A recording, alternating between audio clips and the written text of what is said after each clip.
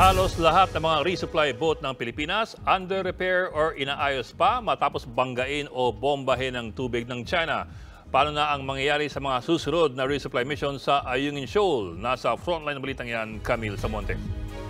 Ito ang aerial video ng pangaharas ng China sa resupply mission ng Pilipinas sa Ayungin Shoal nitong Martes. Pinagtulungan ng mga barko ng China Coast Guard ang hindi hamak na mas maliit nating bangka na unay sa May 4. Dahil dito nagkabasag-basag ang mga salamin ng bintana ng bago pa man din nating bangka. Sa patuloy na pambobomba ng tubig at pangbabangga ng China, napipinsala ang ating mga bangka kaya nauubusan tayo ng pang-resupply mission. Sa kabuuan, 5 ang resupply boat ng Pilipinas na ginagamit sa rotation and resupply o RORE mission sa BRP Sierra Madre. Ang unay sa May 1, 2, 3, 4 at ang ML Kalayaan. Ang problema, ang UM1 ay nakaschedule pang i-repair. Ang UM2 ay inaayos din matapos mabangga noon ng barko ng China. Ang UM3 naman pwedeng gamitin pero masyado itong maliit at hindi kaya makipagsabayan sa malalaking alon. Ang UM4 ay bago pero nagkabasag-basag ang bintana kamakailan lang. Ang ML Kalayaan naman inaayos pa matapos i-water cannon noon ng China Coast Guard.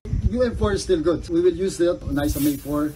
Based on our computation, the draft is good. It can enter the shoal.